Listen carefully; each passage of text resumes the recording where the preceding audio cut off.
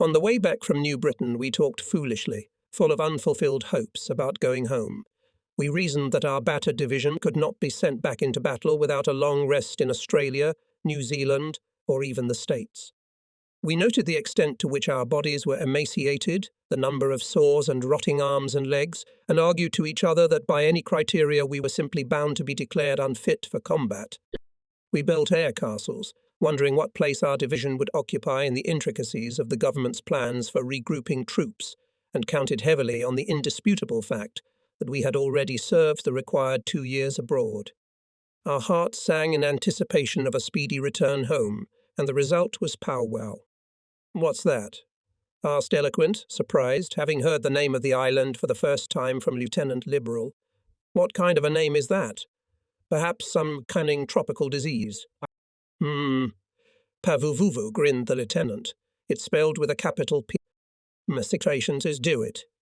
It's the name of the place we're going to. Pavuvu Island is one of the Solomon Islands." "It's a poetic name," Playboy said dreamily. "I'm sure it is," said Eloquent.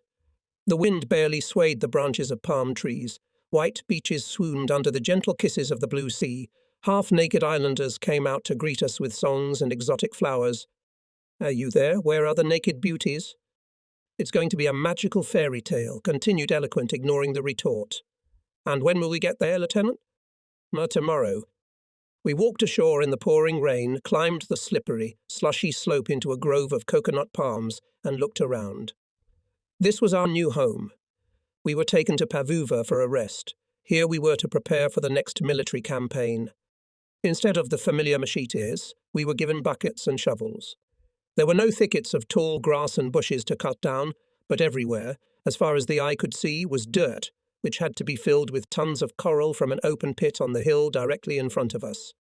We shared Powee with hordes of rats, which also had to be dealt with in the traditional American way. Pretty soon our supply of poison was running low, and the piles of small carcasses in various stages of decomposition became more of a nuisance than the swarms of live rodents that made periodic raids on our tents.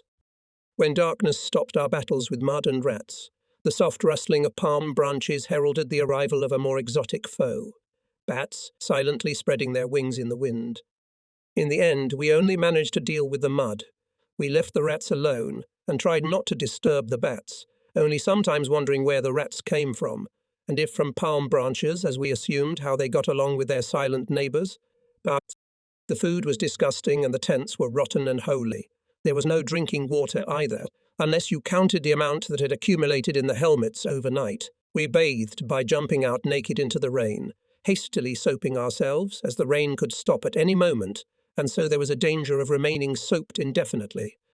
We boiled our clothes in rainwater tanks.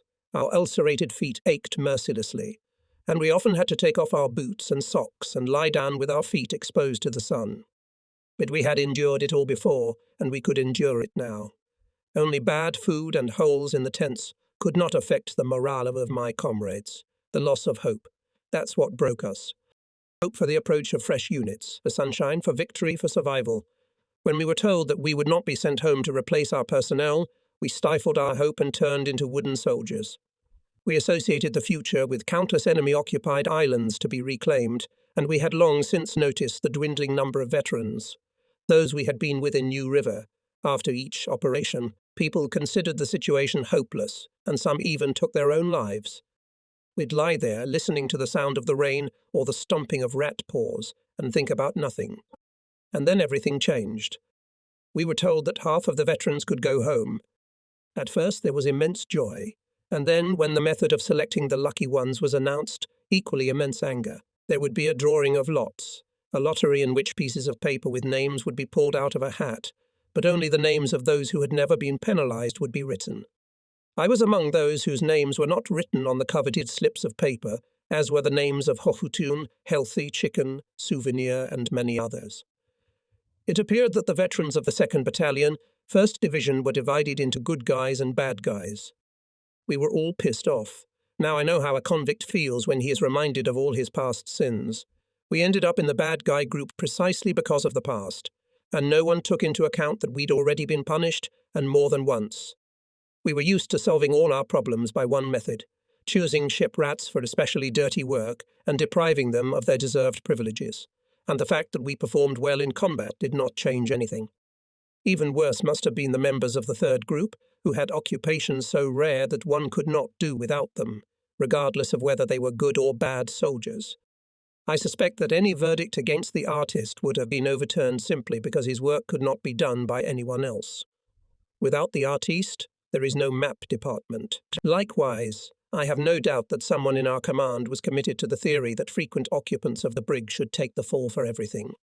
Now, looking back, it is easy for me to forgive my commanders for such an attitude. But back then the situation was quite different. We felt unjustly sentenced to execution. The blatant injustice shocked me so much that I could hardly control myself, struggling to cope with the indignation. When, after the departure of the lucky ones, a period of stricter discipline ensued, I decided to get away from Pavuvu to a place where I could rest and regain my peace of mind. Is there any better place for that than a hospital? The episode with Lieutenant Big Kino showed that escaping to the hospital can solve a lot of problems. Why not try this method again? Because of the rain, which has been raining incessantly even though the rainy season seems to be over, my bedwetting has worsened. Perhaps the condition was aggravated by excitement. The guys living in the same tent with me had long insisted that I see a doctor, so I did. The doctor, who already knew me, gave me a referral to the hospital at Bannock. I was to leave early in the morning. Back from the infirmary, I walked with a sense of grim satisfaction. As I entered the tent, I saw Rutherford sitting on my bunk. Suddenly the palm trees and the tropical night disappeared, and I was back in front of the station square bank. Home. How often we stood there, Rutherford, me and the other guys, discussing the soccer team's game. He joined the Marines at the same time as me and ended up in the 5th Regiment. After New River, we didn't see each other again. He smiled happily, and I asked, "Why didn't they send you home?" Didn't turn out to be a very good fellow, I suppose." "Me neither," I said, and was silent for a moment when I saw him pull a large Japanese pistol out from under his jacket. "What the hell do you need that for?" He quickly looked away and shoved it under the blanket. "Save it for me, please. I stole it from the company commander today, and he's got the whole place on edge. He promises to have it searched, and it's mine by rights. That insolent captain took it from me, taking advantage of his position. I took it from a Japanese major at Talazea. He shot himself with Dunn." Come on," I agreed. "Tomorrow I'm going to the hospital on Banika, and I'll take it with me." "That's great." His eyes sparkled with joy. "Let them search the whole fucking island. They won't find anything." Rutherford was certainly relieved. In the morning I secured Rutherford's gun under my arm with white tape, put on my jacket, took my bag of personal effects and went to the division hospital. From there a landing craft transported me to Banika. Banika was a luxurious place. Banika was a big city. Banika was Broadway. Banika had women's, steel and wood houses, roads, sailors, a movie theatre, electric lights and lots of candy stores, and of course there was beer on Banika. As I followed the others from the dock toward the naval hospital, I felt like a redneck who was in New York for the first time. Cars whizzed along the roads, raising almost forgotten puffs of dust. Crags hummed on the wharf loading and unloading ships. Military policemen patrolled along the high fence, behind which women, nurses and Red Cross workers scurried. Everyone was well-fed and relaxed. Truly, Banika was a gift from heaven. We, thin and restless, with dissatisfaction on our faces and nervous impatience in our hands, were quite out of place. As we walked down the street, I thought that it was probably the image of Baika, not Pavuvu, that would be presented to America as the symbol of the war in the Pacific. I remembered a singer I knew before the war who used to visit us in New River. She asked permission to meet me, and the two of us went for a walk around the empty base. "What do you think about it?" I asked. "Not too luxurious," she replied, obviously thinking of other bases she'd been to, shining with the showy gloss of polished metal, with comfortable houses and military balls. So Nayati's poor tents and wooden barracks didn't impress her. Pavuvu, like New River and all the other places we had to visit, was not too luxurious. But Banika, Banika, here every luxury was at your service. America will be told that this is what the war in the Pacific was like. An orderly led me into a ward and through it into a small cellar-side room. "No. Take off your clothes," he said coldly. tossing me a set of hospital garb.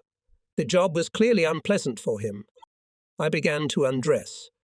"Give me your belt and blades," he said. The order was rather strange, but I obeyed. As I continued to slowly undress, I looked around and found the window barred. A belt? Blades? The bars? Where the hell am I? The orderly intercepted my gaze and condescended to explain. "This is a temporary room. There's no room in the ward you need to be put in right now." I nodded, not believing him for a moment, and looked at the guy surreptitiously. The skin on his face was white and unweathered, an obvious sign of living in civilized conditions. He was very young and had probably just recently arrived from the States. And he had the mocking and slightly contemptuous look of a sailor who finds it humiliating to deal with land rats. And then I remembered that I had a Rutherford pistol under my arm. I undressed very slowly and waited until the orderly had had enough of the pole, took my belt and shaving gear, and turned toward the door to the temporary ward. That's when I shed the rest of my clothes, grabbed my gun, pointed it at my foe, and called out softly, "Hey, you!" He turned around irritably, saw the huge gun, and pointed at him and froze. I, in turn, remained silent and unmoving. It was very pleasant to see the expression of superiority disappear from his face, the way he licked his lips nervously. If I was in the psych ward, and since I was considered abnormal, I would play my part to the end and enjoy it. A naked psycho threatening a healthy cretin. What am I supposed to do about it? After a pause, I asked. He was too frightened to answer, so after waiting a little longer and enjoying my superiority to the fullest, I continued, "You had better take this and put it with my things." The orderly, silently and very carefully, took the gun and went out. Fool. He didn't even have the brains to check if the gun was loaded or not, and it wasn't. Dressed in faded pajamas and a red robe, I entered the room. The first patient I saw stopped me and asked, "I'm going to a party tonight and I just need to clear my mind. Would you mind holding them while I get dressed?" Now had no doubts left. Temporary ward. Sure. I didn't argue. Go ahead. He brought his hands to his head, folded his palms in a cup, and made a motion as if he were shifting something into my hands. Then he took a few steps to the side, came back with a handkerchief, took his brains, blurted out, "Thank you very much," and went out of the room into a small corridor, where he started waving the handkerchief, mumbling something under his nose. I watched him for a few minutes, waiting for him to get bored with the fooling around. But he didn't. He was a real, genuine lunatic.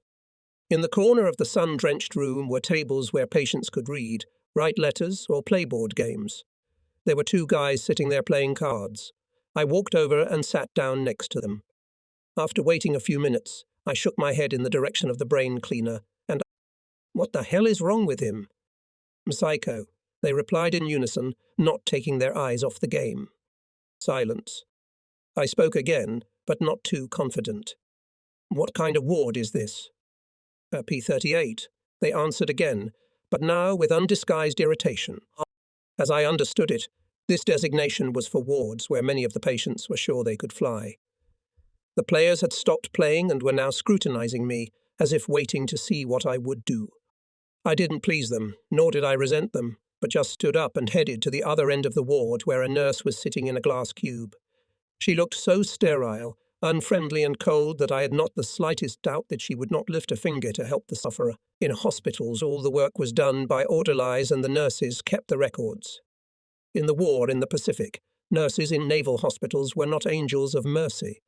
No patient would ever call them that. They were more like accountants. They looked down on us from the height of their own grandeur, as if they were not nurses, but lieutenants looking contemptuously at the enlisted men. We always sent the haughty sisters to hell. They did nothing useful but bother the orderlies and annoy the patients. As I approached, a round-faced man was stomping around her, urging her to look at a pornographic picture given to him by some kindly man. Later I found out that this patient went crazy because of sex. By the way, a lot of people had similar problems. She pretended to admire what she saw and hurried away from the poor man. Then she looked up at me. There was so much cold contempt in her gaze that I decided to be amused again. "Mercies, sir," I said, staring at her intently. "Give me back my blades." "Why?" she asked. "I have a grudge against someone." She looked at me in mute amazement, but I was focused and serious. She wrote something down, as if she were writing a mortal sin in the Book of Judgments, and I retreated satisfied. Damn them all to hell. If they think I'm crazy, I'll be crazy. At least until I see a psychiatrist. I saw him the next day. He watched mockingly as I entered the office and sat across from him. What about the blades? What? It was a joke, sir. I know, he said reproachfully. But don't joke like that again, please. You've upset your sister. Yes, sir.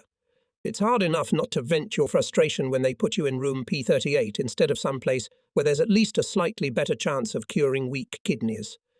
But I remained silent while Dr. Gentleness examined me, running a test with a mallet, somehow hitting a metal mallet just below a patient's kneecap while sitting cross-legged demonstrates the speed of reflexes. The doctor concentrated on the examination and I was able to watch him without interference, broad-shouldered. Strong. He was all broad, massive shoulders, arms, head, and you could feel the strength in his every movement. On the other hand, the softness of his manners and speech seemed almost feminine, and the impression of femininity was enhanced by the smooth movements and kindly expression of his face. But his gentleness was hardly to be counted on. Evidently, Dr. Gentleness had worked it out on purpose, so that the patient would relax and spout more than he wanted to. He began to ask questions, from which it was obvious that the doctor was a Freudian. Most of his questions and tests were about sex. He tried to find any anomaly. Then he questioned me at length about my childhood. 15 minutes later the interview was over, and as I continued to stare at the doctor with the intense scrutiny of a defendant awaiting a judge's verdict, he said, "Don't worry. You'll be here for about a month, at least. We'll probably have to see each other periodically. So relax and try to take things with humor. As far as I can tell, you're fine. Maybe a little too hot-headed, but—" "What do you mean?" I was deliberately surprised.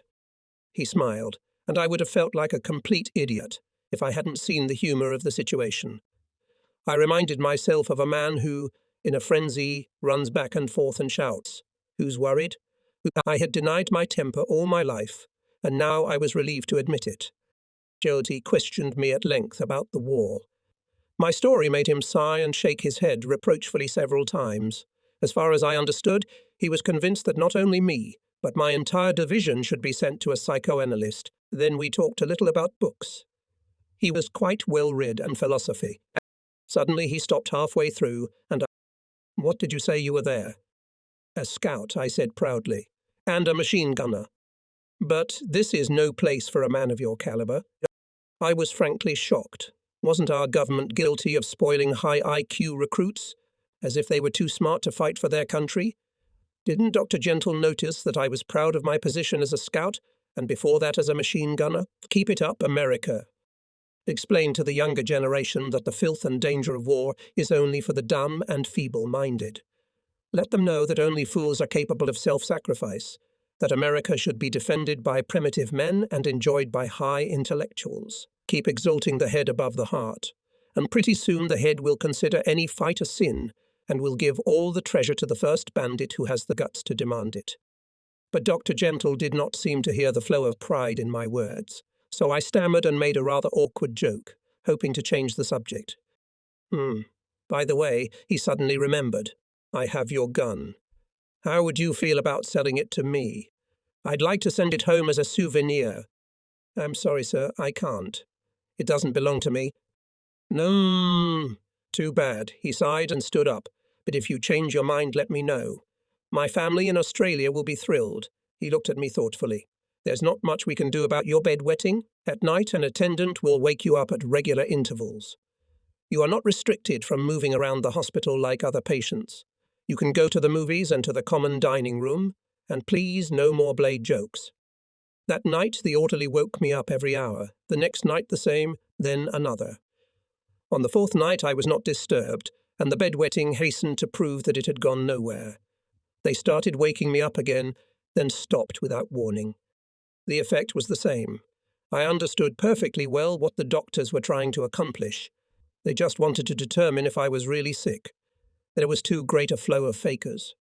Everyone was subjected to such treatment, so I didn't protest, and soon I stopped paying attention to minor inconveniences. Be that as it may, but life in Ward P38 was incomparably more pleasant than on Pavuvu. There were quite a few interesting, if not strange, things going on here. Perhaps the strangest was Captain Midnight. He would get up from his bunk, stretch his arms out to the sides like wings, arch his back and start running around the ward on tiptoe, raising and lowering his wings and tilting his body like an airplane, while humming monotonously. "Captain Midnight to the airfield," he shouted. "Captain Midnight to the airfield." The patients immediately joined in the game. Hey, Captain, be careful. You've got a 0 on your tail." "There's attention, Captain. Anti-aircraft guns." "Good work, Captain. You sent 0 to the dust." Private Child was behind the bars that separated us from the violent patients. I was very surprised to see him there. He looked at me timidly and asked for something sweet. I gave him some candy and could not help but notice his hands. After all, this was the same child who had strangled the Japanese man. He had short, broad hands of artistic power. I wondered, I thought, how this past deed had anything to do with his madness. Was it a punishment, a remorse, or was there no connection here? I asked the orderly about Dieter. He's gone to the limit," said the orderly. The guy had been to Pavuvu and knew what he was talking about. "Remember the road that goes around the island? There's always a little airplane parked there. Anyway, this guy went out on the road one day and climbed into the airplane. He was caught when he started the engine. When asked where he was going, he said, 'Home, I got to go home. I've got to get out of this hell.' After that, he was brought here. He was brought to Banika. It was certainly not the home he wanted to go to, but at least there was no war here, and he was bound to get home eventually. For Child, the war was over. He would go home and maybe regain his sanity. I wonder how much more I could take. Ever since I climbed over the side of the Higgins on Guadalcanal and saw the sprawling branches of the palm trees overhead, it was madness that I feared most. Anything, death, captivity, but not madness. But I'd always believed that madness came not from within, from the pressure of circumstances on the human brain, but from outside, from a bullet, a piece of shrapnel, a concussion. In other words, I considered its causes to be physical, not mental. In the mental ward, I realized I was wrong. I saw what despair can do to the human mind. I think of the manic-depressive patients. They are the real sons of despair. I've seen them. I've felt how oppressed their spirits are, and I couldn't imagine what could happen to a person to turn them into a silent ghost walking around the ward with clenched lips and empty eyes. Banika was paradise, of course, and as in any self-respecting paradise, there was a forbidden fruit, at least for enlisted men. Nursing. "It's nothing personal," explained the orderly who had told me the sad story of the child. "It's just that they're women, and women here can only bring bad luck. There is too much trouble from them." He paused and continued, "You know, when we arrived on Banika, there were no nurses here, just doctors and us." He side-pooled heavily. "It was a good time. The doctors always shared the liquor they got with us, and everything else too. We lived like one big family. The food was great, and the doctors never took offense. They never took advantage of us. We just did what we had to do. We got along great together." He sighed once more, and his face darkened visibly. "And then the nurses arrived, and everything changed at once. We became the bad guys. There was no more good booze, no more food, and no more friendly atmosphere. The nurses only talked to the doctors, and the doctors only talked to God. Trouble is, the work didn't get less, and it didn't get easier. More than that, it got harder and much harder. And look what the sisters have turned the base into. They've built a real fortification for them, now guarded by a battalion of military police. Imagine how ordinary guys like us feel when they see an officer rolling around in a jeep with a nurse. He's got a gun in his holster. What does that mean? It means he's going to defend that woman's honor from the rabble, which is us. We are the main enemies to be feared." His voice was ringing with resentment. "This is madness. This is wrong. It's unfair. Women have no business being here. If you can't send women here for everyone, let them all stay at home." The hospital had a decent library, and reading became my relaxation. I devoured 2 or 3 books a day, neglecting evening movie nights.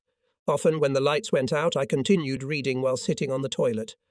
But finally, having satisfied my need to read, which at first seemed insatiable, I still went to the movies. A new feeling had awakened in my soul, something akin to shame. I began to be depressed by the idleness of my life in the hospital.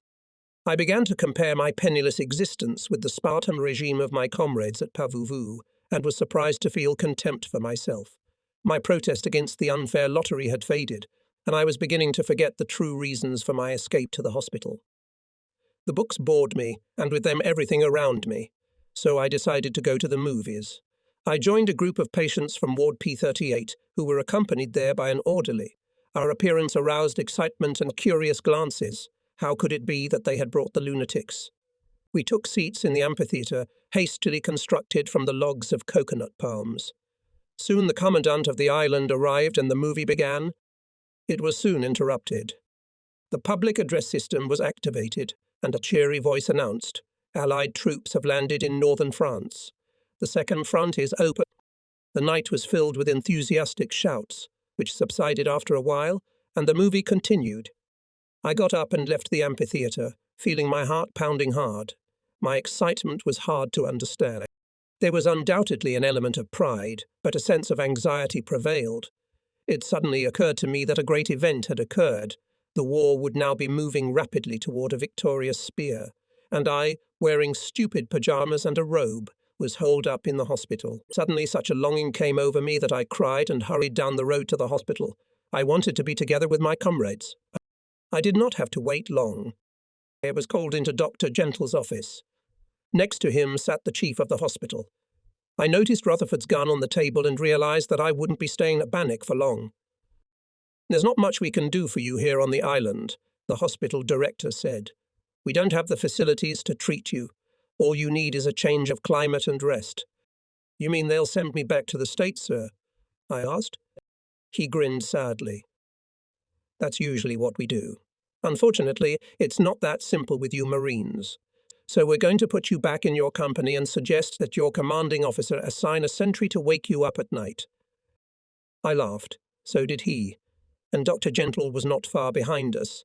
There was no bitterness or reproach in that laugh, because they knew as well as I did that it was impossible. One could only pity the sentry, who would be foolhardy enough to grope his way through the tents at night, taking care of his comrade's full bladder. It's going to be bad for the poor guy. "Don't forget your gun," said Dr. Gentle. "Sure you don't want to sell it?" "Sorry, sir, no. I told you that thing doesn't belong to me, and thank you for everything." He nodded, and I left the office. I left P38 with a light heart and took the first boat I could find to Pavuvu. Pavuvu was lively. I felt it the moment I stepped ashore. The first thing I saw was people swimming in the bay. There were at least 100 of them, laughing carefree, jumping and frolicking in the clear water like merry dolphins. Their strong bodies glistened in the sun, and their bronze tan seemed even darker against the foyer of white underwear. This was evident in the immaculate cleanliness of the tents that stood in rows between the palm trees, in the neatness of the streets laid out between them, bounded by coconuts stuck in the ground, in the busyness of the traffic on the island's only road. There were real toilets, showers and volleyball courts. There was an outdoor movie theatre and even laundry facilities. But most importantly, the spirit of the Marines, their unwavering confidence, was renewed. This change was as sudden and inexplicable as a change in the wind. The grim men scolded, then began to joke, and before the first burst of laughter could subside, the change had taken place. People began to watch their clothes, shave more often, some even found brooms and swept their tents. When someone got a crate and made a camp chest out of it, everyone immediately wanted one. The fashion became universal. All the infantrymen scattered around the island in search of unwanted crates or at least good boards. When the division headquarters sent balls, immediately in all units, the platoons, squads, companies, began to organize basketball and volleyball teams, which competed with each other, indulging in this activity with all the passion. In short, the fighting spirit of the Marines was reborn again, and it was flying proudly like a banner in the wind of pride and glory. So, returning to the island, I found a very different environment from that which had existed before my hasty escape, and what is equally, if not more important, I found a new friend. The schoolboy had just arrived on the island from the States. As my boat approached the shore, the newcomers were just being led to the tents. As they entered the tents, they replaced their clean, new camouflage uniforms with veterans' clothes that had faded in the southern sun, salted clothes that had been in combat more than once. It was believed that new recruits who had not been shot would feel more confident in the old guard uniforms. The veterans had no such psychological problems, and they quickly sensed a gold mine.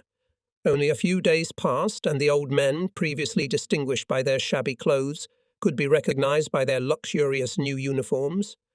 I was sitting in the tent, watching with pleasure, when suddenly my view was obscured by a bulky duffel bag being pushed into the tent by a sweating newcomer. "Is this the tent of the reconnaissance party?" A little timidly, he asked. "Yeah, come on in," I replied, eyeing the impressive load with interest. I broke the chocolate bar I'd brought from Baniki in half and handed him half. "Make yourself comfortable. Would you like some chocolate?" He grabbed his half quickly, as if he was afraid I'd change my mind, and started chewing quickly. "No, thank you," he mumbled with his mouth full. "We hadn't eaten since we got ashore this morning." "Hey, what do you got there?" I asked, pointing to the bulky load. "Any shoes?" I desperately needed at least some shoes, but looking at the newcomer's feet, I sighed disappointedly. "What size are you?" "Hey, where did you get the books in here?" "My dad sent them." "Great," he proclaimed excitedly. "I have some books with me, too. Can I put them with yours?" Go ahead," I said, and freed a shelf for his books and a place in my heart for him. It wasn't just books. I remember he had with him Jean Christophe by Romain Rolland and something by Calderon in Spanish. 51 felt a strong will in him, and I liked very much the stubborn expression of his slightly mocking face. So we became friends and remain so to this day. After Chicolier, 4 more newcomers arrived in our group. 2 of them were yesterday's high school students, each about 18 years old, one a bully, the other obedient, the first coming from somewhere in the Midwest, the other a southerner. The bully was quite aggressive and very bright. The submissive was timid and slow. Very different, they were inseparable and soon became the twins. The third newcomer to our group was White Man. A native of the hills of Virginia, he was a racist to the bone, from the tips of his fingers to the top of his narrow, long, russet-haired head. He once told me that after the war he would be busy cleansing his land of niggers, and when that was done he and his associates would take on the Catholics. At this there was an explosion of laughter in the tent, for only a bigot utterly devoid of a sense of humour could take offence at the white man's naive hostility. He was the first recruit I had ever seen. The corps was now accepting recruits into its ranks. Not many, but enough to shake our privileged position as an elite. The only time the white man managed to antagonize us was when he spoke disrespectfully of the volunteers. He smugly said that all the volunteers are morons because they volunteered to come here. He was not such a fool. He waited until they came for him. Our silence expressed our contempt for the ignoramus.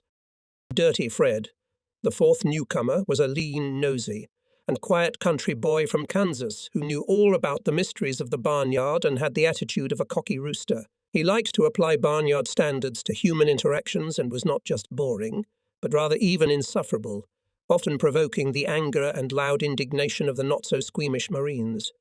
After the arrival of the replenishment, life on Pavuvu had changed. The emphasis was now on training, aimed at getting the new men to fit into the division. Many veterans, however, were reluctant to be associated with the monotonous routine of training again and had taken care of sanikyas in advance to justify their absence. And some, like Artist, simply stayed away. The artist, like Achilles, languished gloomily in his tent. It often happened that in the morning, at 10 o'clock, when I had already finished my work with the battalion censor, Lieutenant Liberal, which consisted in licking and sealing envelopes, I would go to Artist's tent and bring a few slices of bread from the galley. The artist would open a tin of the tasty canned food his mother regularly supplied him with. I would boil some coffee, and we would have a feast. We drank coffee in the evenings. After the movies, no one would pass by the pot of coffee I made. Warmed by the black liquid, the guys had leisurely conversations, arguing and joking, comparing the coffee made by me and the coffee offered by the sergeant in charge of the housekeeping department. I was ungodly flattered. This is the best coffee on Pavu, but I think they came to my tent not for the coffee, but for the conversation. My kitchen was no match for that of the sergeant-intendant. He made coffee on an acetylene burner, and I had to use an old tin can suspended over a tomato paste can filled with gasoline. Let's just say the sergeant had taste on his side and I had atmosphere on mine. The books that belonged to me and Chicolier, especially the dictionary and the yearbook, turned our tent into a meeting place for the literary beaumont. A kind of tradition became a dispute with Eloquent, who readily entered into a verbal duel with any opponent. Besides, it seemed very attractive to accept a cup of coffee from the hands of an Asian. It was a term with a mixture of respect and fear for someone who had been in the tropics too long. I learned from Eloquent how to use this definition, which placed a person in the category of untouchable, uncriticized, automatically exempt from all dirty work and such daily hassles as waking up and morning exercises. My 4-week stay in Ward P38 on Bannock made me doubly Asian. In my case, it was an official title, so no one minded when I went out every morning to seal envelopes with Lieutenant Liberal, thus avoiding other duties, or when I walked around dressed only in loafers and a towel wrapped around my hips. Officers would shrug their shoulders, shake their heads, and call me Asian. A person considered different from others always attracts special interest. My reputation led to the fact that every evening, when I finished typing letters on a crumbling typewriter I'd bought on occasion for $10, my tent was packed with guys returning from the movies who wanted to get a cup of coffee and enjoy a fierce discussion between two Asians, me and Eloquent.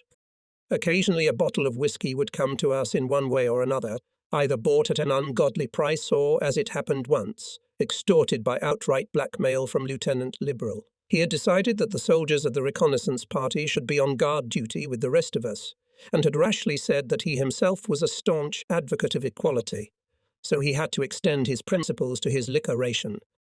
If, by all accounts, the whiskey ran out too quickly, I brought a flask of jungle juice from Crestfallen's tent.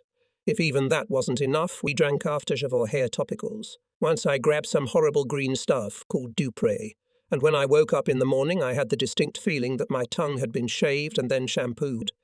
If we had not only coffee but also alcohol, we often took to singing. Our repertoire was mostly Blatt songs or World War I songs. Once we even fell so low in spirits that we began to chorus classical compositions. The 4 ended with a gloomy piece of our own composition, which was prompted by the news that the division was ready to go into battle again. 3 to the tune of Funiculi Funiculi, we sang a hideous serenade. Surrounding one guy or another, we'd drag it. Yo-ho, yo-ho, Playboy's about to die. Yo-ho, yo-ho, Playboy's about to die. He's gonna die, he's gonna die, he's gonna die, he's gonna die, he's gonna die. Then what the hell? You're gonna die anyway. We sang it to everyone but Liberal, artist, and white man. Rumour has it the next campaign will be short. It won't be like the ones on Guadalcanal and New Britain. It will be violent and really fast-paced. And then the old ones will go home. Our spirits were high. Rutherford had regained his gun. He came for it late at night, when everyone was at the movies and I was alone in the tent typing a letter by the dim light of a wick made from a piece of rope dipped in a can of gasoline. Rutherford and his companion came out of the darkness, observing all the rules of conspiracy. I was glad to be rid of that toy, for I was always afraid it would be stolen from me. "See you at home," said Rutherford, and slipped back into the night. We left Pavuva. Winners of the Guadalcanal and New Britain campaigns, we were once again walking into the open mouths of the landing ships that were to take us to war. Never before had we been so sure of victory, and never again would its Zipa be so high. On Pellew the slaughter was going on. The island, to be flat and featureless, was the altar on which 1,700 men were to be sacrificed. Army and Navy aircraft had already ploughed the island thoroughly. Before our arrival, an armada of heavy cruisers and battleships had approached Pellew and bombarded the coral fortress for days. The little atoll, about 8 kilometres long and about 3 wide, and in the widest part, was hidden by a cloud of black smoke. This gloomy cloud was in some places pinkened by the flames of fires, and at times shook and glittered like a neon advertisement. The rumble of heavy shell bursts echoed over the water for miles. Our landing craft spit out our floating track transporters a half-mile from shore. We rolled out of its belly like the ugly offspring of the Martian monster, and immediately found ourselves in the midst of a nightmarish cacophony of sounds, rumbling, whistling, roaring, hissing, crackling. All in all, it seemed as if we were witnessing the total destruction of a small island. Giant warships bobbed gently on the water behind us, and ahead of us was the enemy. The airplanes overhead were ours alone. It was a moment of supreme confidence, of banishing the fear of death. I looked back at the scene of conquest. Heavy shells were whistling toward the shore above our heads. Those of us who had been on Guadalcanal remembered how hard it had been for us during the shelling from the sea, and in our hearts we sympathized with the enemy. Now that the war had taken a different direction, we could afford some generosity. The graceful destroyers and missile ships moved gracefully like thoroughbred horses. When the missile ships fired their deadly salvos, there was a monstrous rumble, and the sky above them turned dark. Now the great madness was gradually waning. The curtain of fire was rising. Overwhelmed with rapturous excitement, I looked back to see our landing craft once more. The deck was crowded with sailors, some waving at us, others shaking their fists in Pelliu's direction, like spectators watching a gladiatorial spectacle, and suddenly somehow there was silence at once. The engines of the transporters roared, and we moved toward the cloud of smoke.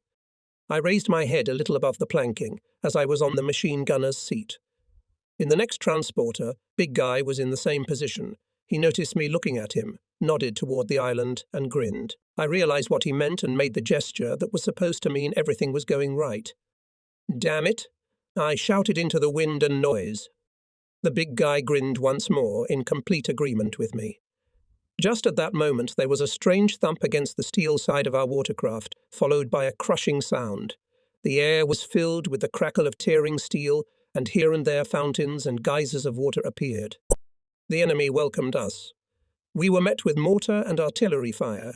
10,000 Japanese, 10,000 brave, determined and skillful fighters were waiting for us on the island of Pelliu.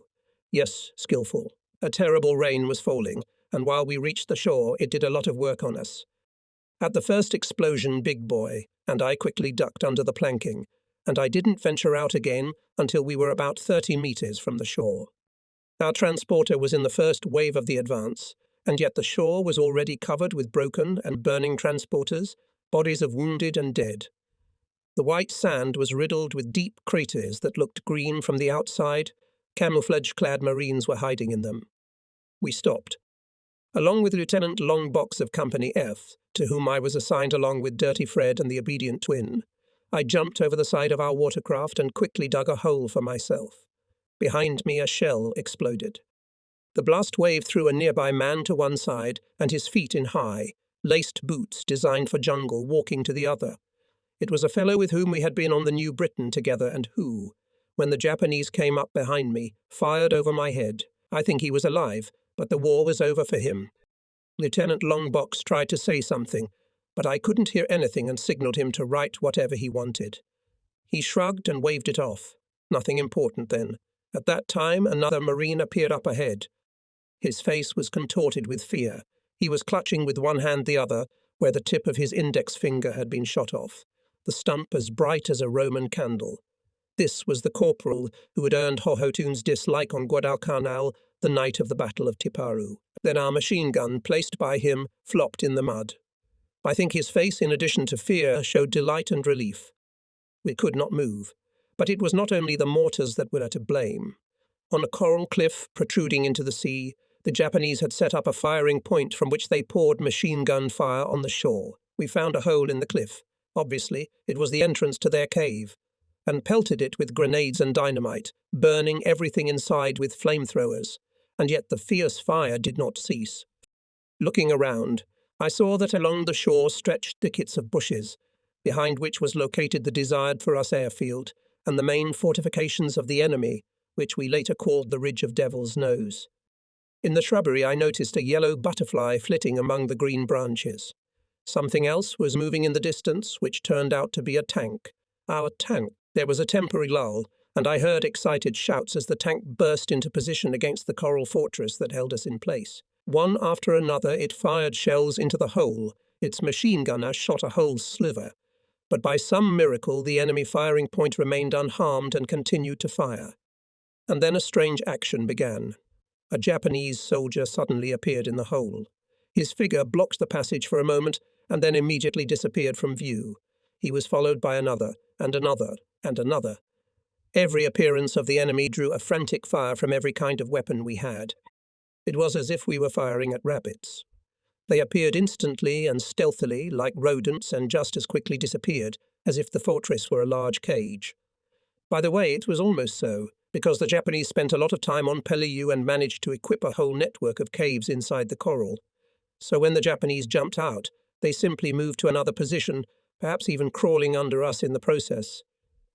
Only one of the island defenders jumping out of the cave died. He was fat and clumsy, and his shirt and pants were stuffed with rice, like the poor guy who went to feed the crocodiles on Guadalcanal. He moved slowly, and bullets hitting him dislodged fountains of blood and rice. It was hot. The white sand burned his body through his clothes. It was the enveloping, relaxing warmth of the steam room. Sweat dripped down our faces and into our mouths, increasing our thirst. The water in our flasks became hot. After drinking it all, I filled my flask again with dirty rainwater that had accumulated in one of the sinks. There was no fresh water on Peleliu. The Japanese had collected rainwater in open cisterns, but ours had brought it to the island in drums that always carried gasoline, and some idiot in the supply department hadn't cleaned them of fuel residue beforehand. It was impossible to drink the water, which had the taste and smell of gasoline. The merciless sun was beating down when we, encouraged by the cessation of fire from the coral fortress, crawled out of our hiding places and headed through the bushes to the airfield. Before the runway began near the bush itself, we found a large crater from a heavy shell and took up positions in it. Here I met the artiste. Liberal is dead, he reported. The mine got him and the soldier. And the soldier. What about him? He lost his legs but not his spirit. The war is over for him. Yeah, too bad about Liberal. He wasn't a bad guy. Shrapnel hit him in the stomach. I saw him leaning against a tree, smiling. I asked if he needed anything, but he said he was fine. He died that way, sitting by the tree. The artist shook his head and walked away. Wow, how unlucky for Liberal. I pity his fine education, his unfailing sense of humour, and the kind smile on his pleasant, intelligent face. All of that had disappeared, leaked out through some crack in the vessel of life while the man sat leaning back against the tree, smiling and making plans for the future, which were quite realistic, thanks to the Allied victories and his own temporary disablement due to injury. And now he's gone. May he rest in peace. We were left in a crater. The offensive was halted. There were rumours of our heavy losses. The island's defenders were determined and tenacious. The Marines began exploring loopholes in the coral in the airfield area. At noon I decided to eat, but I couldn't swallow a single spoonful of beans from my rations. I never ate anything on Peleliu. Their tanks appeared suddenly. They raced, crushing everything in their path across the airfield. The sight was frightening. They came out of nowhere, and on our side they were opposed only by Marines armed with rifles and machine guns. Ready fire began. I cautiously peered out of the funnel. Through the lace of bushes I saw a moving enemy tank, snipers in camouflage. I looked around for a moment but managed to spot an infantryman from Company F, a veteran who had clearly lost his head from fear. He was rushing to the rear, not recognizing the road, and clasping his hands, shouted, "Tank!" The officer who jumped out to meet him stopped the panic-stricken man and turned him 180 degrees and kicked him roughly, sending him back to his post. And we in the funnel prepared for defense, feeling like caravanners before the Indian attack. Enemy tanks passed by Ohm's small wheels spun in the tracks. Machine guns crackled, bazookas thumped, our airplanes roared in the sky, dropping bombs on enemy tanks. Once a torpedo bomber flew over our heads. It went so low that, in my opinion, by pure chance did not hit the coral with his belly. On our right our tanks were advancing. They were moving forward, but every time they spit out another shell, they seemed to freeze in immobility. And then it was over. The Japanese tanks were destroyed. I climbed out of the funnel and went to the airfield. 20 meters away, a tank was burning. Inside it remained dead Japanese. Enemy snipers were hanging in their cradles like dolls put in a Christmas stocking. I took another step and almost stepped on someone's arm. Already opening my mouth to apologize, I saw that the hand didn't belong to anyone. It wasn't part of a body. It was lying on its own, palm up, clean, strong. I froze, unable to take my eyes off her. The hands are the master of the soul. They are the second part of the human trinity, head, hands, and heart. There is nothing more expressive, more beautiful in man than hands. It was unbearable to see this hand lying alone in the dust, as if scornfully cast away and no longer a part of the human body. It was the epitome of the senselessness of war, the primitive savagery of our own machinery of destruction. Humans were pitted against each other, killing each other, tearing each other's insides apart with their claws, driven by the manic rage of hypertrophied pride. The sight was extremely upsetting to me, and I paid my last respects to the hand torn from the human body with a respectful inclination of my head. Then I decided to move on, but I should have looked around beforehand. On the opposite side of the airfield I saw other tanks, around which lay corpses. Souvenir was trotting among them, armed as always with a flashlight and pliers. His wavy moustache poked up in anticipation of rich booty. This was Souvenir's last plundering foray into the mouths of dead enemies. An hour later he was killed during an assault on enemy positions. Lieutenant Commando was killed in the same sortie. May they rest in peace? Our casualties were very high. By the end of the day, in the 1st Regiment they amounted to about 500 men, that is, about 20%. And that's just on the first day. We were advancing again. Our objective was the Chateau-Vanosa Ridge. It was a height, clearly visible from the airfield. Being on it, the enemy had every advantage, moving on the flat surface of the coral reef, on which there was not a single hollow or other natural shelter. We were as visible to the Japanese who were huddled on the height as clay ducks in a shooting gallery, but there was no other way, and we had to overcome it. Machine guns rained bullets on the airfield. Mortar shells rained down with the calm regularity of a machine gun. It seemed that the Japanese had calculated at what density of fire would kill most of ours, and now methodically and leisurely did their work, quite satisfied with the result. The Marines were falling. They ducked and staggered forward. They fell to their knees and got up again. They were thrown back by explosions, but they rose and stubbornly strove forward. The offensive continued. The day was dying away, dwarfed by hoarse cries for help. An empty transporter from another unit had mistakenly entered our sector. Noticing it, Lieutenant Rissak jumped aboard and ordered the driver to move toward the front line. He wanted to take out the wounded. But the driver did not seek the laurels of a hero and was in no hurry to obey. He was from another unit. He was tired and saw no reason to obey an unfamiliar officer. He replied that he could not obey the order. The trotter stated that he had better obey after all. The driver then refused outright. Trotter drew his pistol, pressed the barrel against the driver's head, and politely asked him to hurry up and send his ass to where he was ordered to go. The driver immediately forgot all his arguments and pointed the transporter in the direction indicated. Trotter received the Navy Cross for bravery shown on Guadalcanal. For bravery at Peleliu he was awarded another, unfortunately posthumously. He died during an attack on a long-range enemy firing point. May he rest in peace. It was getting dark, but the first day of the battle was still going on. We moved back to reinforce the positions we'd captured. Together with Dirty Fred, we set up in a deep crater. I tried to force myself to eat again, but was unsuccessful. The tension was so intense that my stomach flatly rejected any food. There was no more water at the bottom of the funnel, so I had to crawl out and go to the shore to look for it. Perhaps we had fresh water delivered to replace the tainted water mixed with gasoline that had made too many people sick. I made my way cautiously through the shrubbery. Runner emerged from the darkness on the other side. "Oh, the chicken's dead," he reported. Fool pulled out the needle the orderly had stuck in his arm to inject the plasma. You know how he was. Stubborn as I don't know what. He shook his head. Of course, maybe he would have died anyway. It had got... But he didn't want to even try to help himself. What a fool. The runner looked at me carefully through the darkness. It seemed to me that he had distinguished himself in some way that day, and now he was fighting the urge to tell me. Well, you know, it was a really big mess today, he began excitedly. Ask Hohotun, he won't lie. On Guadalcanal, compared to today, we were just drinking liquid tea. The fighting was tough, and we were told it would be easy here. You should have seen what happened when the tanks came at us. We stopped them with only machine guns and hand grenades. There was a note of triumph in Runner's voice. And how are the others? They're fine. Chuckles and Biggie are fine. The gentleman was wounded, but not badly. Lucky bastard. When he'd finished talking, he looked at me again. How are your boys? I told him about Liberal and the others, and his face darkened. There won't be many of us left after this one. By the way, did you notice that only the veterans are here? I nodded silently. I asked him if he had found water, but he tipped his flask upside down instead of answering. We walked back, each of us thinking about our own things. Do you remember, began Runner, the boys who made it as far back as Guadalcanal? We thought then that they were all pathetic weaklings who gave up so soon. But they're happier than you and me.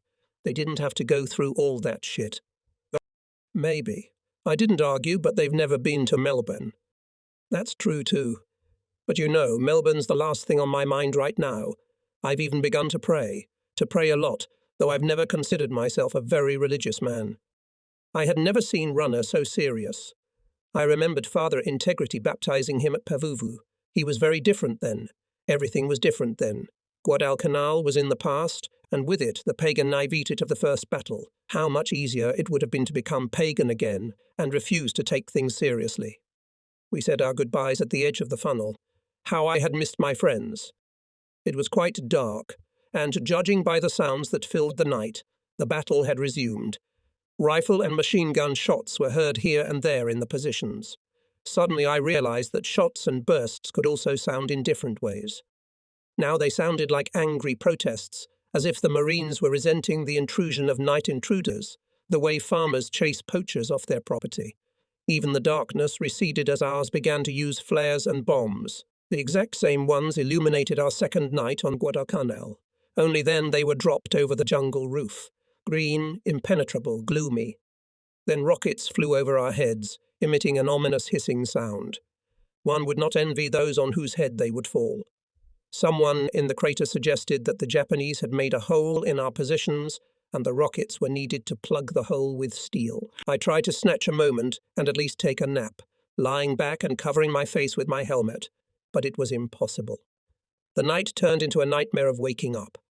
We met the morning with dry mouths, cracked lips, and hungry bellies. The heat was increasing very rapidly, scorching the rocky surface of the island and making the air as hot as the breath of the devil. "Let's go," said Lieutenant Longbox. "Yes, sir," I replied, and told Dirty Fred and Twin to get ready. We climbed out of the funnel and headed for a gap in the brush to our left, through which we could see the airfield. It was early morning. We passed 2 Marines sleeping soundly in their foxholes. I bent down to wake them up. "Hey," I shouted and shook one of them by the shoulder. "Wake up. It's time. We're getting off the ground." He not only didn't answer, he didn't react at all to my words. Then I turned him over. He was dead, with a hole in his head like that. It's impossible to stay alive. His comrade too. Through a gap in the shrubbery, I could see that F Company was attacking again. In the bushes stood Artist and watched the development of events. The mortars had fallen silent. The first wave of Marines moved along the runway. They ran, scattered and low-crouched, under longitudinal machine gun fire. They were running and falling. None of this could be happening in reality. The spectacle seemed a living picture, a nightmarish, delirious phantasmagoria, a scene from a movie that one did not want to watch. It took a certain effort to make myself believe that the Marines in front of us were alive. Real Marines, creatures of flesh and blood, men I knew well whose lives were connected to mine. An even greater effort was needed to realize that my turn was next. There had come a point in the battle when there was an urgent need for a unifying slogan, a battle cry. A banner or a song must now blaze over the army. The enemy must be openly challenged in the face. That's the way wars have always been fought. So the soldiers were raised to the attack, which either crushed the defence and baked victory, or choked and brought defeat. How much less repulsive the road to death might seem if I were ready to embark on it, if something irrational like "Long live the Emperor," or "Marines forever," were to sound. Instead, the soft voice of an educated man somehow mundanely said, "Well, now it's our turn." I said goodbye to the Artist. He looked at me sadly from under his helmet. His face became even darker and more angular, then cast a glance in the direction of the airfield, where people were still running and falling, and with pain in his voice, "Good luck to you, lad." Then he turned away quickly and strode away. I ran. The heat rose in stifling waves. Bullets whistled past, then flew silently by. I ran with my head down low, my helmet doing some crazy dance, occasionally falling over my eyes and blocking my view. At times I lost sight of Lieutenant Longbox and Dirty Fred. And then it seemed as if I were alone and still running. To my left, people were running and falling. I ran a few more steps, threw myself on the ground, regained my breath and ran again. Suddenly there was a funnel filled with people in my path, into which I fell, and only then did I stop running. The funnel was like an oasis in the desert. I was sure there were no shelters on the airfield grounds, and suddenly I stumbled upon one. It was much smaller than the one hidden in the bushes where I spent the night, but still its size allowed a dozen people to take shelter. 4 of them were from the 5th Marine Regiment, with a wounded lieutenant among them. The rest were from my battalion, including the F Company commander, Captain Dreadnought. They silently squeezed in to make room for me, and then I realized, and this knowledge came to me like the impact of an enemy shell, that I was not only in the only shelter on the airfield, but in the only conspicuous part of the airfield that enemy soldiers could see and fire upon. Inside of the enemy fortified area, a cement and steel blockhouse and several barracks. The funnel was under fierce machine gun fire. Heavier shells were also flying from there. As far as I understood, one thing saved us from total annihilation. The Japanese, who were firing from guns removed from the ships, could not hit our shelter accurately. They could neither lower nor raise the barrel, nor aim the sight so that the shell landed exactly in the center of our group. With a regularity worthy of better use, and with a precision that made our insides clench with fear, shells fell in front of the crater, behind it, on the sides. Sometimes a shell fell a little closer. Then we had to crumple on the bottom to avoid being hit by shrapnel, sometimes a little farther away. That one was pretty close, someone muttered, after we were literally deafened by the rumble of the explosion. That's right, another voice replied. So far, so good. Shut up. Captain Dreadnought shouted angrily. See if you can get this thing to work, he said, turning to the guy with the walkie-talkie. I need to contact the battalion. The walkie-talkie sat down in front of me, slouched down and asked me to start spinning certain discs. I complied with everything he said, but it didn't work. Then came the whistle of an approaching projectile. I tensed up, even though I knew I shouldn't be afraid of the projectile that could be heard. But it was useless to be afraid of the one that would get you, that is, the one you couldn't hear. Another voice was heard. A wounded lieutenant from the 5th Regiment. It turned out later that he wasn't just wounded, he was dying, was talking to his commanding officer over the walkie-talkie. The valiant Marines of the 5th Regiment have broken through, sir, he reported in a weak voice, and have made excellent progress. We have accomplished our objective and have rejoined the 1st Regiment. I looked at the lieutenant carefully. A neat, athletic, well-developed boy, probably from West Point or Annapolis. He was in a lot of pain, and his impassive face was already contorted with an agonizing grimace, though he was careful to hide it. A shell again, and we ducked. It exploded very close to us, showering us all with dirt and shards of coral. Perhaps no shell had ever come closer than that. Where's the fire coming from? Shouted Captain Dreadnought. The boys looked at each other and shrugged. What the hell? The captain raised his voice again. Let me through there. He crawled over to the machine gun mounted on the edge of the crater and carefully lifted his head. He carefully examined the fortified area and the Devil's Nose Ridge to his left. Then he returned to the bottom of the funnel, retrieved the map and made a mark on it with a pencil. Try to contact the battalion again. He commanded. This time the contact was established. Hello, battalion, this is Fox Company. Enemy artillery at 128 George. We need fire support. Over and out. Unbelievable. Captain Dreadnought had no more idea of the location of the enemy gun than he did of the shape of the Japanese commander's nose. When he lifted his head over the edge of the crater and cast a hurried glance around, all he could see was the shot-up Devil's Nose Ridge. Even assuming he had seen a puff of smoke, which he hadn't, it was impossible to determine its exact location, much less correlate it to a map. The coordinates he had reported to the battalion were frankly taken from the ceiling, but nevertheless he had reason to expect the results of the fire support, because the chance that he had accidentally guessed the right spot was as great as that he had called fire on the Japanese general's muzzle. A few minutes later I heard the shelling of 128 George begin. I looked at the sunburned, tense face and wondered why he wasn't too concerned about the shells falling around our shelter. When he spoke, however, I realized that his stupidity was matched by his bravery. How many men from the 1st Regiment are here? He asked. We raised our hands. 6 men?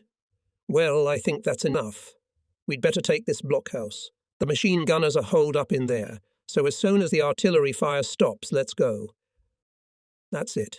No more and no less. The blockhouse withstood the fire from the sea without damage. It withstood direct bombardment. It's obvious that it was defended by a number of long-range gun emplacements. and the 6 of us are going to go in and take it. Captain Dreadnought may have been an arse, but no one could blame him for lack of courage. Personally, I didn't want to die for nothing. I glanced furtively at the boys of the 5th Regiment. They were looking at us with frank amazement, and I was desperately jealous of them, since they had all maintained diplomatic relations with common sense. Their commander had one foot on the other side of the world, but he could still hear everything. He waved at us and smiled weakly, as if to say, of course you won't succeed, but there's no harm in trying. Well, of course, there was certainly no harm to a dying man. It was quiet for a few minutes. The enemy fire ceased, as if to reinforce Captain Dreadnought's belief in his own power. We crawled out of the funnel and lined up behind the tank, moving toward the blockhouse. But now the tank was under fire, and shells began to fall around us again. The air was buzzing with invisible deadly shrapnel. It was unwise to stay close to this clanking behemoth. But at that very moment the tank commander apparently decided that it was unwise to remain such an attractive target, and drove his mechanical behemoth toward the right flank. Cells drove us into the funnel again, and Woki-Toki had another insurmountable difficulty with his equipment. Now he could receive, but he couldn't transmit. Battalion kept asking for coordinates. "You should go back to the CP and report," said the Capital Dreadnought, turning to me. "Just come back quickly." I climbed out of the funnel and dashed toward the bush. When I reached the CP, the artillery fire intensified. The furious shelling continued for about a minute, then stopped. I found Peace Major sitting hugging his satchel. A look of disgust froze on his round face. A meter away from him sat the guy who worked with the Woki-Toki and Eloquent, who had inherited my position as battalion clerk. I gave our coordinates and sat down to take a little break. And "How's it going, Lucky?" Major asked. "Not good, sir." I had nothing more to add, for my view of the battle was still a mad mix of people, movement, and explosions, which somehow involved the blazing airfield as well. I smoked in silence for a few minutes, enjoying the lacy shade of the shrubbery, then stood up and said, "I'd better get back." "Good luck to you." The Major nodded and turned away. I moved back, keeping to the right flank, because the artillery was talking again. On the way I noticed a Japanese rifle bayoneted into the ground. It was odd. I moved closer to examine the find. Perhaps it was a trap. I got pretty close, but I didn't have time to satisfy my curiosity, because I heard a distinctive sound and a bullet whizzed past. Another one. This time the bullet kicked up a column of dust under my feet. "Get out of here, you idiot," I told myself. "It's clearly a sniper's trap. He's aiming for the rifle. He's got a lot of nerve, though. The bastard, he almost got into our CP." I approached the ammunition depot on the edge of the airfield. 2 medics were carrying a wounded man on a stretcher. A bullet had hit the guy in the shoulder, and blood was gushing from the laceration. He was in high spirits, laughing and looking defiantly at the orderlies, as if to say, "I've already gotten mine. But how are you going to get out of this shit?" I grabbed my assault rifle, adjusted my clipboard, and carefully walked around the pile of shell casings to return to the crater. It was my last belligerent step. For the last time I turned my face to the enemy. A shell exploded 100 meters in front of me. I ducked to the right. Another explosion right in front of me. I ducked further to the right. Another explosion, and another, but much closer. 4 more, and 1 more right next to me. I stopped. A terrible fact was obvious. I had foolishly gotten between the enemy artillery position and its target. Perhaps the ammunition depot I had just passed was its target. At any rate, it was firing in that direction. There was nowhere to hide. To go forward would mean certain death. The only way out was to run without looking back, hoping to get out of the fire before a shell or shrapnel hit. I turned and ran. I ran, and the heat rose in waves from the hot coral. Sweat trickled down my body, greasing my joints, and fear instantly dried my mouth. The shells were catching up with me. They exploded behind my back, and the air was filled with the angry voices of shrapnel demanding my life. I ran, thinking of the Japanese artilleryman lurking on the ridge who was carefully aiming at me, and each shell he fired fell closer and closer to me, trying to catch his victim in this deadly game of cat and mouse. A shell fell 1.5 meters away from me, but it didn't explode, at least I think so. At times like this, you can't be sure of anything. When you are gripped by a wild, primal fear, time and space become different. But there was a projectile. A 1/2 meter high, red-hot ball struck the coral surface, bounced off, and flew away. I gathered the rest of my strength, and just at that moment a Japanese gunner hit his target. He hit the ammunition depot. That was the end of the war for me. I was destroyed. All that was left of me was a dry shell. The war had done its work. In the blink of an eye, some giant juicer had squeezed me dry. Concussion, overheating, thirst, nervous tension, it all did its job. I think I walked for a while, unable to utter a word, then fell to my knees near the funnel where the two men were sitting. They were clearly not enared of my appearance. Their voices came to me as if from far away, and as if through absorbent cotton. "We can't talk. What do you think is wrong with him?" "Hell knows. Doesn't look like he's been hit. Concussion, maybe? Hey man, what's wrong with you? Say something. What do you think we should do with him?" "I have no idea.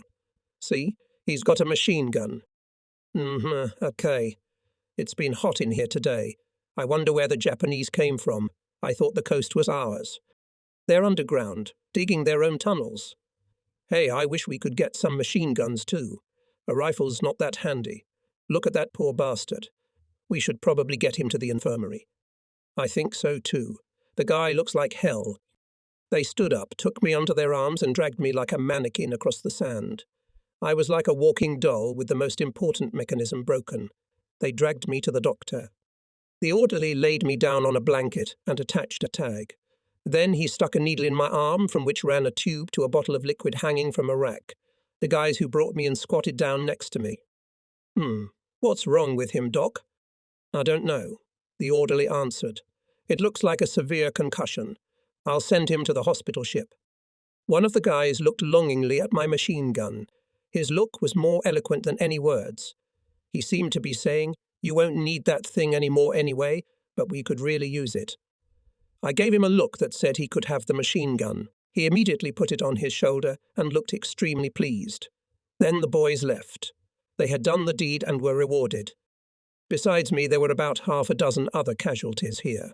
We were lying on the sand, and I was lazily wondering whether the Japanese artilleryman would have been able to hit me after all if he hadn't hit the ammunition depot earlier. Eventually a boat came up behind us and took us with a roar to a hospital ship that was standing in the roadstead. And I felt ashamed. Others were badly wounded, they were in pain, some of them were even injected with morphine. And here I was lying in a corner hole without a scratch. The war ended in humiliation. I was ashamed. My soul had left me. It wanted to hide from the demanding eyes that greeted us when the boat was boarded. People in white coats stood at the railing, trying with all their attention to determine who should be helped first. I flinched from the evaluating gaze, when quite suddenly the doctor, standing in the centre, pointed at me and said, "Let's get this one downstairs immediately." I was picked up, stripped naked and carried down the gangway, carried into some room, laid on a table and a needle stuck in my arm again. Fluid flowed into my dried-up body, and with it the warmth of returning self-respect. The shame vanished the moment the pointing finger picked me out. I was indeed wounded, and I needed immediate help. Unknowingly, the doctor had given me my soul back. So the war was over for me.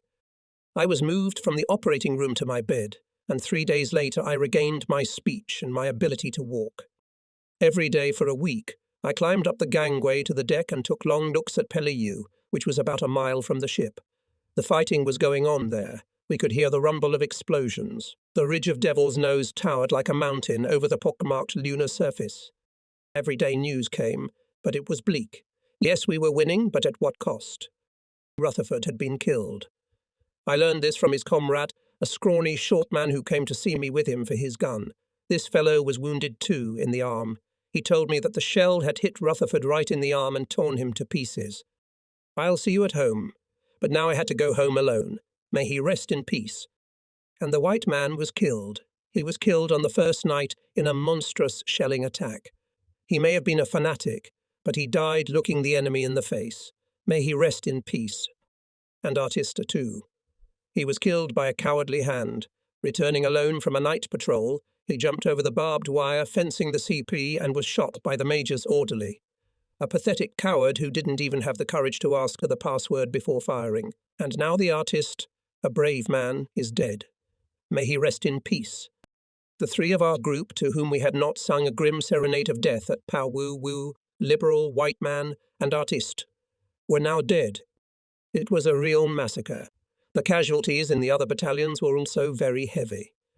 Captain Dreadnought was killed by a sniper's bullet, and his company was a pitiful remnant. There were other guys who took part in the battles that I didn't mention in this book. I didn't have to.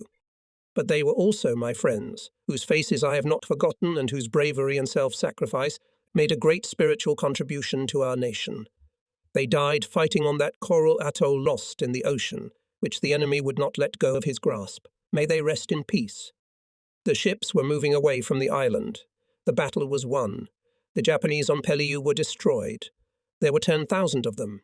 My regiment, the 1st Marine Regiment, licked its wounds on the shore. There were only 28 men left of my battalion, 1,500 men who could hold a gun when the order came to launch the final assault on the Devil's Nose Ridge, riddled with countless cells of caves and fortifications. In other words, a very high price had been paid for the tiny sliver of coral called Peleliu Island. When the order came, 28 men rose from their trenches like shadows from tombs and went to the attack. They couldn't run, and they dragged their weapons behind them. But they were Marines and they obeyed orders and attacked. They were taken from the front lines in a semi-conscious state. The ships were moving away from the island. The severely wounded were to be transferred from our hospital ship to a perfectly equipped floating hospital that would go directly to the States. Among those who were destined for just such a fate was a soldier I found on the 3rd or 4th level below decks. He was lying on his bunk, suffering greatly from terrible wounds. It was stuffy. I drew water into my helmet to moisten his face and then brought a doctor to the unfortunate man. He gave him an injection which relieved the pain and ordered him to be bandaged. I was very sad to part with the soldier, but was cheered up when I saw that runner was present among the lightly wounded who had been transferred to our ship. The gun still had a Japanese bullet in his hand, of which he was extremely proud. When he saw me, the first thing he did was to remove his bandage and show me the wrapper. "That'll get me a lot of free booze back home in Buffalo," he chuckled. His good mood was reassuring, seeming to guarantee that the rest of ours were okay too. But of course I asked a question. "Do you know what's up with Crestfallen and Biggie? How are they doing?" "They're okay, I think, although Hohotan got hit pretty bad. Biggie got hit too, but lightly. He survived till the 6th day. Me and Hohotan got hit on the 4th. No, not exactly, but almost. I'll tell you." His face became sad at once, and a light of compassion flickered in his dark eyes. "Remember that guy from Texas who came in as a substitute? Such a nice, well-mannered kid. You probably don't know it, but it turns out he'd already lost 2 brothers in the war, and he was very afraid of death, that is, not afraid to die, but he thought his mother would not survive the death of her last son. So on the 4th day we started to be shelled with heavy mortars, and this poor man was hit by the first shell. The runner looked at me wistfully. Honestly, Lucky, I will never forget this nightmare. The orderly immediately injected him with morphine, but it didn't help. "I'm dying," he kept repeating. "I'm dying." Hohotan tried to calm him down, saying that he had just been wounded. Now the orderly would send him to the hospital, where he would surely be cured. But he kept saying, "I'm going away. I feel it." Holy sighed heavily, and after a long pause continued the story. Then the mortar shelling resumed, and immediately wounded Hotto ripped a large piece of meat from the upper thigh. The runner laughed unhappily. It was rather amusing.